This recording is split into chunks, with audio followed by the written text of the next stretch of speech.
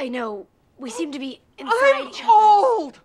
I beg your pardon? Oh, I'm like the Crypt Keeper! This is 2003's Freaky Friday. Though it's actually a remake of a 1976 film, which itself is based on a book, it's probably the most popular and well-liked example of a body swap movie. But it's not even close to being the only example. For hundreds of years, we have been telling stories of people finding themselves in the wrong bodies and figuring out a way to switch back. But why is this concept so pervasive? And is it time to lay it to rest? Before we tackle these questions, make sure you like this video and subscribe to Nerdstalgic so you don't miss out on whatever we put out next. While most people associate body swaps with Freaky Friday, the concept in fiction can actually be traced back as far as the 1880s to the comedic novel Vice Versa, in which a stuffy businessman essentially switches bodies with his school-aged son. The son gets to enjoy the privileges of wealth until he runs the family business aground. Meanwhile, his father struggles through the daily drudgery and humiliation of boarding school. If that sounds like a familiar idea, it's because Vice Versa has been brought to the big screen no less than 4 times, but it also has been adapted to TV, radio, and the stage, proving that the concept not only has staying power, but that it also can be carried across mediums. Unfortunately, it also proves that body swaps aren't exactly within the realm of originality. The fact that the novel is a comedy should come as no surprise to fans of body swap stories. Most movies and TV shows that have done body swap plots lean heavily into absurdity, and with good reason. What in the Sam Hill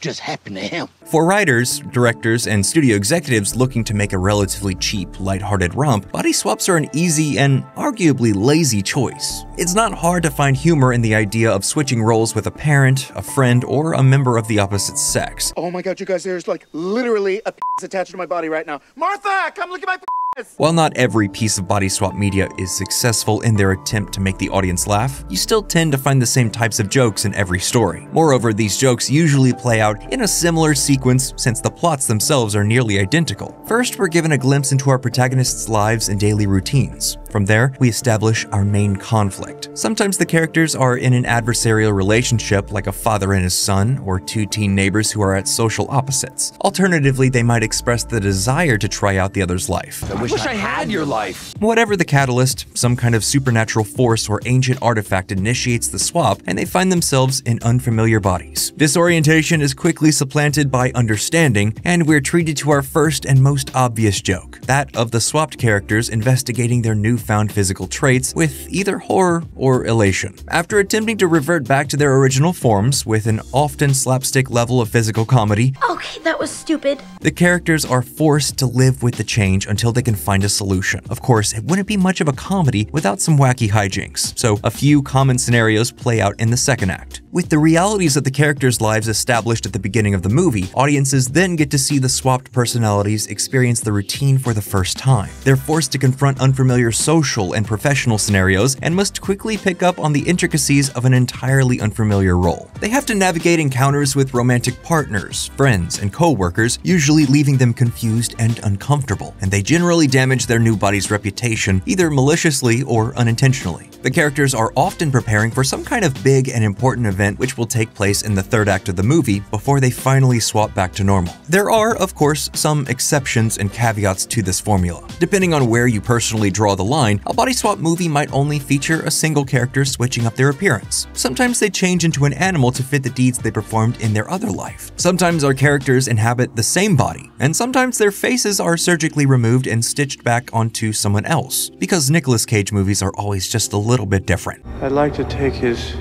face off. And while body swaps almost always feature some comedy, there are stories that have tried to switch it up. Much like the time loop trope, body swaps are not limited by genre. But you can learn more about time loops in our video on the subject. The link will be in the description. The aforementioned Nicolas Cage movie, 1997's Face Off, is an action thriller. So is its bizarre 2001 Canadian ripoff Exchange. And 2011's Detention tried and mostly failed to terrify audiences with their take on the premise. As you can probably tell, high-quality body swap movies are few and far between, yet they consistently pull big names. One reason for this is that a gimmicky performance, like playing your physical opposite, is attractive to actors who are typically typecast. Don't cry, don't cry, don't cry, don't cry, don't cry.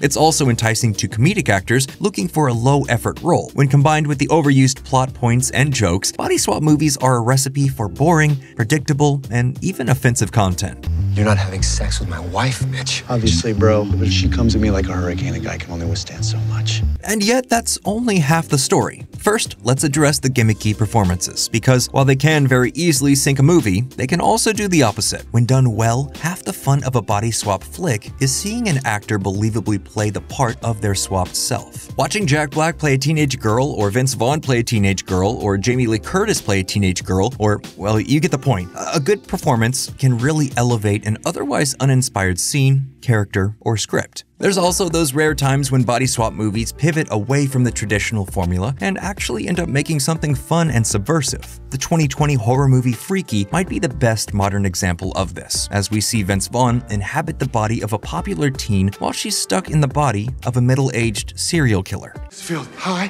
chomp, chomp, chomps, our battle cry. When our beavers come to fight, feel our glory and our might. We're subjected to many of the classic tropes we discussed earlier on, but we're also treated to some hammy and genuinely terrifying horror. In addition to that, there's a lot of play with and acknowledgement of identity in Freaky that comes not just from our swapped characters, but the supporting cast. Race, gender, sexuality, and age are all factors one has to consider when making a body swap movie. A good script will make use of the intersections those identities create. Freaky recognizes the absurd and problematic aspects of the premise and addresses them in clever ways. You'd be kissing a mass murderer with yellow teeth.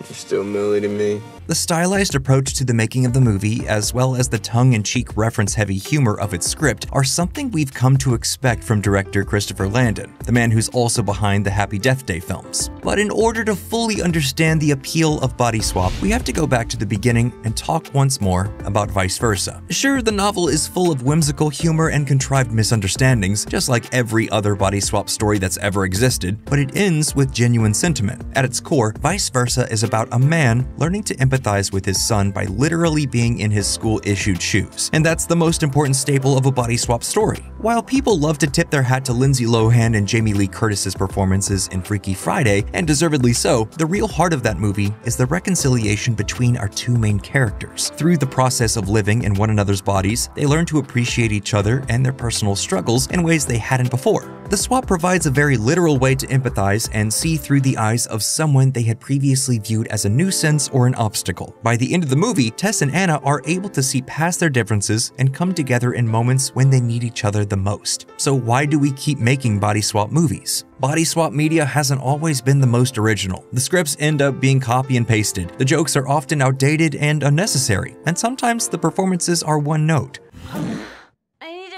The Thai food. Oh my God. Still, all of this makes them inexpensive and easy to produce, which is why Hollywood likes them so much. But body swaps have also been a space for exploration, play, and empathy. While the battle of the sexes style swap, which permeated theaters in the early 2000s, might not be as relevant today, there's still an interesting future in store for body swap movies as our world's relationship and identity and expression evolves. Which means that these types of stories are probably here to stay. And as much as they annoy us sometimes, we can't help but love body swap movies, so we'll be there when they need us most, at the box office. And that's the end of today's video. Thanks so much for watching all the way through. If you're still here, be sure to let us know in the comments. What's your favorite body swap movie? And while you're down there, leave us a like and subscribe to Nerdstalgic for more videos like this one.